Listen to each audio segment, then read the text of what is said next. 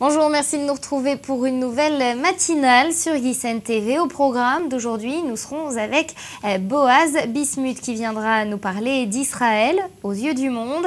Après l'Iran, la réélection de Barack Obama, l'opération Pilier de défense, qu'est-ce qui a changé dans la perception de la communauté internationale en 2012 par rapport à 2011? On en reparlera donc avec Boaz. En seconde partie d'émission, notre petit soleil, Johanna Sela, viendra nous parler des événements culturels qui ont marqué l'année 2012 en Israël.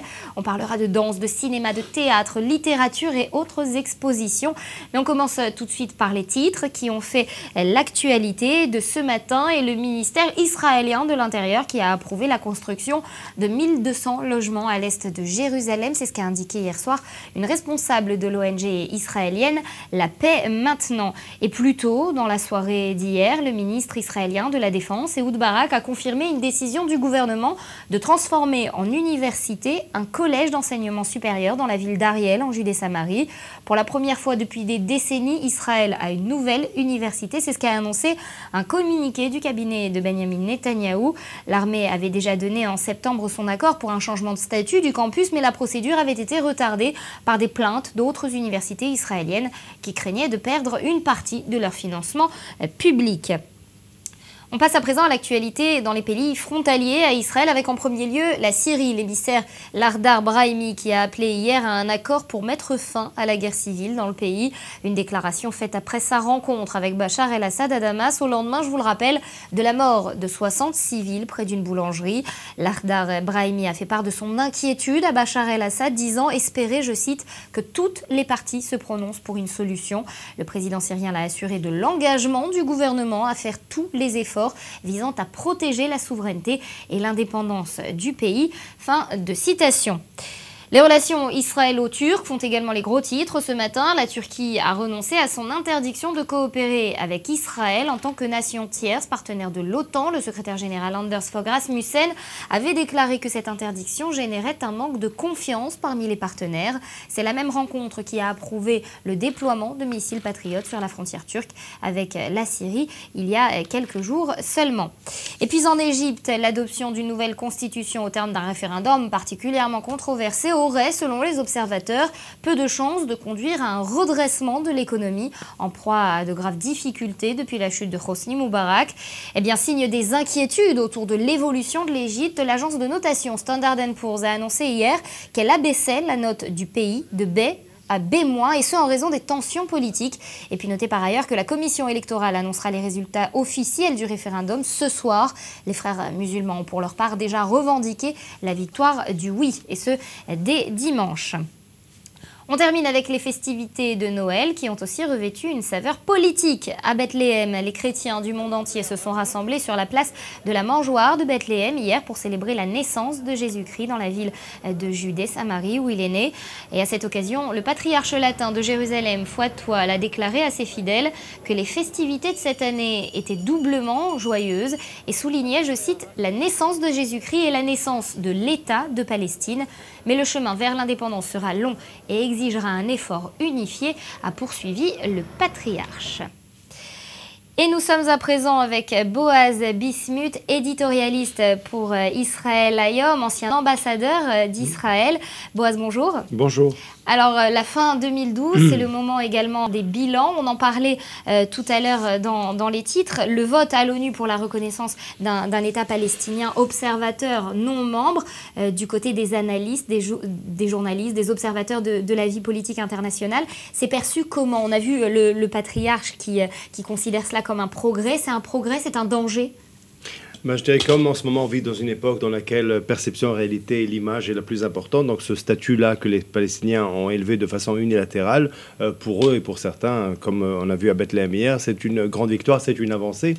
Et je dirais seulement une chose, c'est que ce qui était assez drôle en 2012, ou plutôt en fin 2012, depuis fin novembre, décembre, d'abord cet acte unilatéral des Palestiniens aux Nations Unies et par la suite bien sûr la riposte israélienne, cette décision de construire dans le zone E1, où cette décision décision qui était une punition, si vous voulez, pour les Israéliens envers les Palestiniens. Je dirais que finalement, ce que l'on voit, c'est qu'on avait beaucoup de bruit pour rien, et je m'explique, dans le sens où les Palestiniens ont élevé le rang de représentation, mais ça ne les avance pas vers un État. Au contraire, ça recule le processus. Et d'un autre côté, eux, on sait très bien que ces décisions ont été prises déjà en 92 par Yitzhak Rabin, Olmert l'a répété en 2006, Netanyahu aujourd'hui. Donc finalement, beaucoup de bruit, mais toujours pas d'État palestinien, toujours pas de construction, même pas d'un petit studio dans le territoire, dans cette zone problématique. Mais finalement, les constructions, vous dites, elles font beaucoup de bruit. Bien Angela Merkel, Barack Obama, tous se sont empressés de condamner ces constructions. Finalement, est-ce que Israël jouit d'une popularité sur la scène internationale? Est-ce que 2012 va être clôturé avec Israël et une bonne image d'Israël ou pas? Non, moi je vais dire la chose suivante, c'est que, vous savez, les choses, c'est un processus, si vous voulez. Et on voit que c'est quelque chose qui n'a pas débuté cette année, ni il y a 5 ans, ni 10 ans. On a vu ça s'accélérer ou s'accentuer plutôt avec la deuxième intifada 2000-2004, et sur la deuxième guerre du Liban, plan durci et maintenant pilier de défense dans lequel Israël bénéficie d'un soutien international dans un début de conflit, dans le début d'un riposte, et puis par la suite, elle n'a pas ce soutien. Et pour ce qui concerne la diplomatie elle-même sur le terrain, alors là, je dirais qu'au contraire, Israël est de plus en plus sous la pression. Et peut-être un point très intéressant en 2012, et peut-être vraiment un point qu'il faut noter, c'est qu'Israël, bien sûr, bénéficie de soutien de pays, d'États amis dans le monde occidental, mais avec une démographie qui change. On pourra peut-être parler de ça un peu plus tard. Il y a plus de pression de la part de la population dans ces mêmes pays envers les gouvernements, et c'est pour ça qu'Israël se retrouve aujourd'hui avec des pays comme la Grande-Bretagne, par exemple, qui a voté, qui n'a pas voté ni avec les Israéliens dans ce vote des Palestiniens. L'Allemagne, la même chose. Donc on voit un changement diplomatique. Je crois qu'au contraire, les choses ne s'annoncent pas très roses envers Israël. Mais c'était le cas aussi il y a 5 ans, même 10 ans. Donc c'est pas quelque chose de nouveau. C'est un processus qui avance et qui s'accentue encore plus. Rien de nouveau sous le soleil, mais est-ce à dire que les populations insistent de plus en plus et font de plus en plus pression sur leur gouvernement pour arriver à une politique plus nuancée et parfois plus modérée à l'égard d'Israël? Bien sûr. D'abord, rien de nouveau sous le soleil. Déjà, le fait que le soleil brille, c'est déjà quelque chose de bien. Déjà, il faut être content. Mais pour parler un petit peu de ces populations, quand vous reposez la question, je dirais la chose suivante. En 2012, quand même, on a eu deux événements importants qui ont peut-être nous en montré encore plus ce changement de démographie.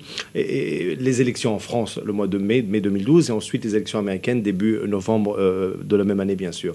Dans ces mêmes élections, qu'est-ce que l'on voit? On voit que dans les populations et deux pays amis d'Israël, bien sûr, la France est un pays ami, jusqu'à ce que quelqu'un me dise le contraire, et les États-Unis, bien sûr, un grand allié. Mais qu'est-ce qu'on voit dans ces deux pays? C'est que finalement, ce qui était avant les minorités deviennent majorité deviennent minorité. On a vu ça très bien à Tampa lors du Congrès des Républicains, la conférence des Républicains. Ensuite, on l'avait vu à Charlotte pour les démocrates. On a vu ce changement. Puis dans les élections en France, on a vu très bien qui était plus content et qui était moins content finalement. Maintenant, il faut savoir que ces mêmes anciennes majorités qui sont minorités, c'était les soutiens d'Israël.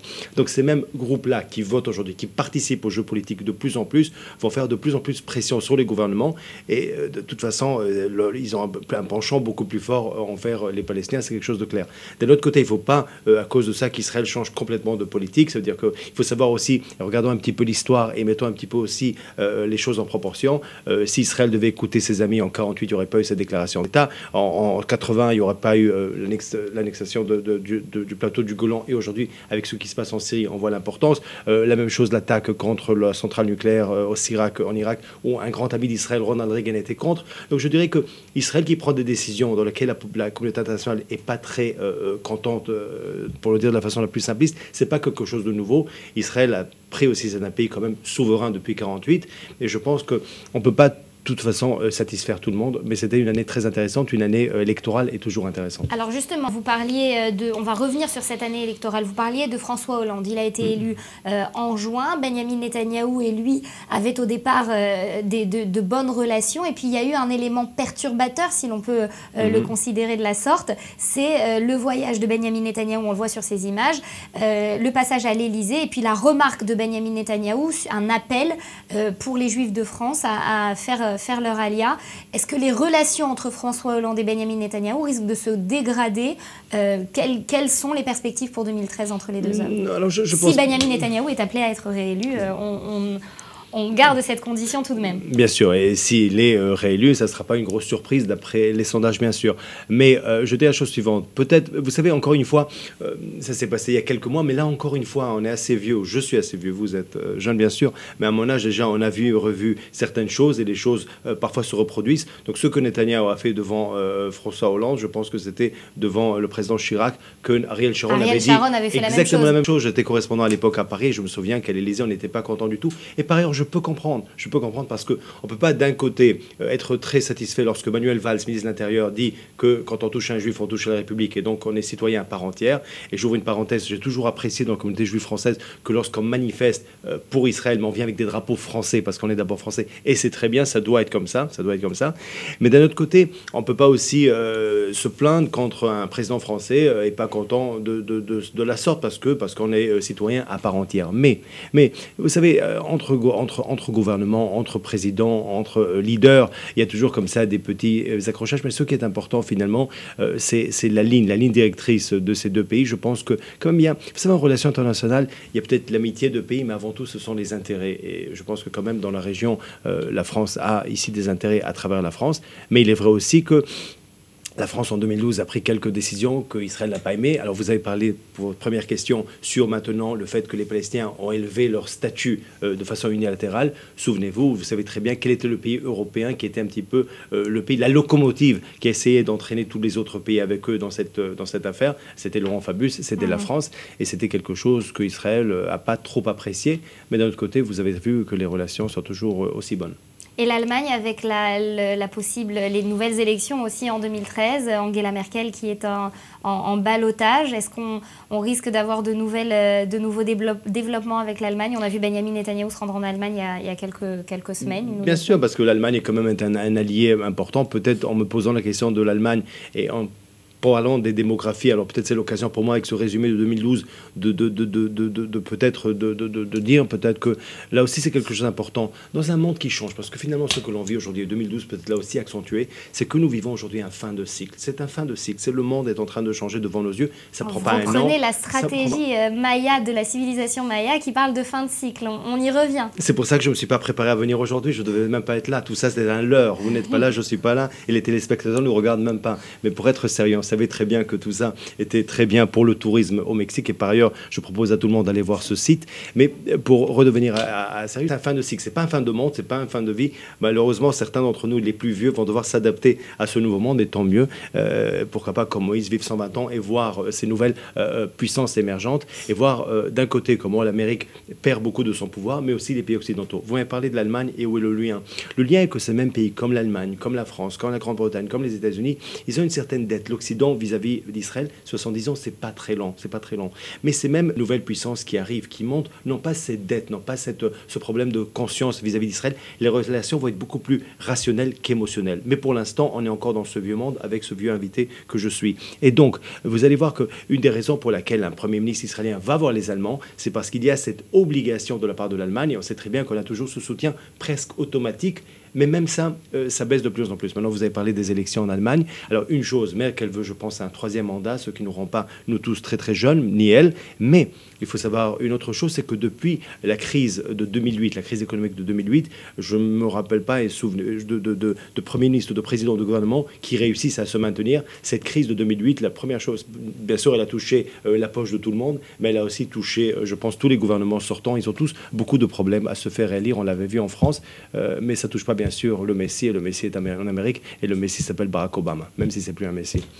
Alors, on revient sur la scène intérieure en Israël, l'élection israélienne, la démission d'Ehud Barak du gouvernement, les péripéties de Lieberman, d'Ehud Olmert, de Amir Peretz qui adopte finalement le camp de Tzipi Livni. Qu'est-ce que le monde perçoit de ces législatives israéliennes, de ces différents transfuges, de ces différentes personnalités qui finalement changent de camp et reviennent et sortent et entrent en politique? Déjà, avant le monde, il faut voir les Israéliens. Je pense que les Israéliens eux-mêmes sont un petit peu perdus, même un petit peu dégoûtés. Je vais expliquer. Regardez, moi, des élections électorales, je les suis depuis, je pense, depuis 77. J'étais toujours quelqu'un qui aimait, qui appréciait beaucoup les élections. Vous savez qu'on a eu la chance de grandir et de vivre dans un pays démocratique, même si, bien sûr, par sa situation, peut-être c'est pas encore la démocratie parfaite, mais quand on regarde un petit peu peu la région, on peut dire un grand bravo. Mais je pense que dans ces élections-là, on a vu quand même des choses inconcevables, invraisemblable. Vous avez évoqué le nom d'Amir Peretz. Amir Peretz, incroyable. On le voit un jour, un vendredi. On voit le résumé de la semaine avec Amir Peretz, très influent dans les primaires du Parti travailliste. Quelques jours après, on le voit numéro 2 du parti Atnoa de Tzipi Livni. Tzipi Livni, madame propre de la politique israélienne, qui gagne contre Mofaz Akadima. Et puis ensuite, donc, on fait des prolongements, comme si un match de foot se terminait 0-0. Donc on décide de continuer le match jusqu'à ce qu'il y ait ce fameux but vainqueur. Puis par la suite, elle perd, elle quitte, elle revient et elle prend ses députés à lui. Mais bien sûr, elle le fait avec les mains très propres parce qu'elle a dû les laver juste avant. Donc quand on voit toutes ces choses-là, on voit que cette politique, c'est beaucoup, vous savez, vous en France, je me souviens toujours de ce mot dans les débats quand on parlait de politique politicienne. Alors c'est 90% de la politique politicienne et 10% seulement des problèmes de fond. Et par ailleurs, aujourd'hui, quand vous m'invitez, hier on a fait un journal et c'est incroyable, à moins d'un mois des élections israéliennes, à moins d'un mois, il n'y avait rien dans notre une qui parlait des élections, à tel point c'est vaseux, à tel point il n'y a rien de réellement de très sérieux. Et ce qui est encore très intéressant dans ces élections, c'est qu'on le voit, c'est encore une fois, si on utilise les termes de sport, comme des derbies. Au lieu que ça soit deux blocs, de lutte entre deux blocs, droite, gauche, clair, et pourquoi pas un centre, même en France, vous l'avez, Bayrou, même s'il n'est pas président. D'un autre côté, vous voyez très bien que les querelles se passent au sein des blocs eux-mêmes. Maintenant, pour le monde lui-même, le monde, je pense, ne se fait pas aucune...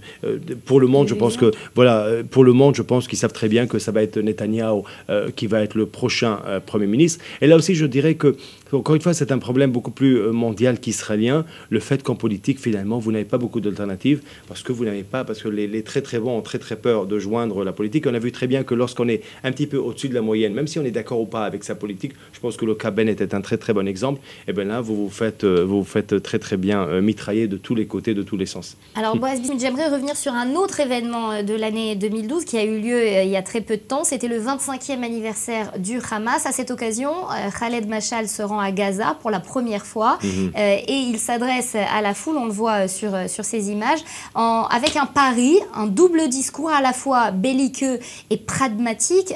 Comment il est perçu par la communauté internationale lorsqu'il appelle Israël à être annihilé et détruit comme il l'a fait? Alors le côté pragmatique de son discours, moi j'ai pas trop fait attention du côté pragmatique, et s'il était, alors je sais vraiment, il était très très très court, sans pragmatisme. Ce que je sais, c'est vraiment son premier voyage de Machal, encore une fois dans un nouveau Moyen-Orient, avec un président égyptien qui lui permet un petit peu cette arrivée, donc frères musulmans, un petit peu la même famille. En plus, bien sûr, le Hamas qui s'éloigne de la Syrie, qui s'éloigne carrément, qui claque la porte à Damas, parce que lui aussi voit ce monde qui change et donc qui va vers l'Égypte des frères musulmans. En ce qui concerne Israël, je dirais que c'est exactement la même rhétorique du Hamas. Et encore une fois, justement, je pense qu'il a fait un très joli cadeau à Israël, dans le sens où vraiment avec qui négocier, ça veut dire avec qui on négocie. D'un autre côté, c'est assez frustrant pour ceux qui, comme en Israël, vraiment, on a évolué vers cette solution de deux États et on veut réellement la paix. Et on voit que du côté de Hamas, il n'y a pas beaucoup de changements, il n'y a pratiquement aucun changement. Mais si vous me permettez, vous évoquez le Hamas, je dirais peut-être une chose qui concerne beaucoup plus Israël et moins le Hamas, parce que là, en 2012, rien n'a changé depuis sa création en 87.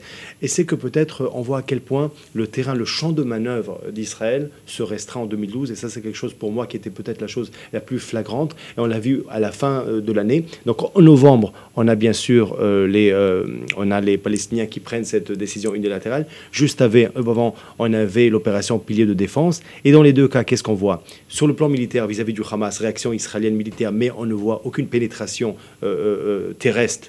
Et Israël le pouvait-il? Et ça, c'est la bonne question. Entre vous et moi, mais ne dites pas aux téléspectateurs, je pense qu'Israël ne pouvait pas. Donc, terrain sur le plan militaire, donc ça se restreint de plus en plus le terrain d'action d'Israël. Et sur le plan diplomatique, donc Israël décide de punir les Palestiniens. Et vous avez vu la riposte mondiale. Donc, finalement, en 2012, a montré à quel point Israël marche vraiment sur de la glace. Mais encore une fois, ça ne veut pas dire qu'on ne peut pas continuer. On a vu ça très bien dans le film L'âge de glace.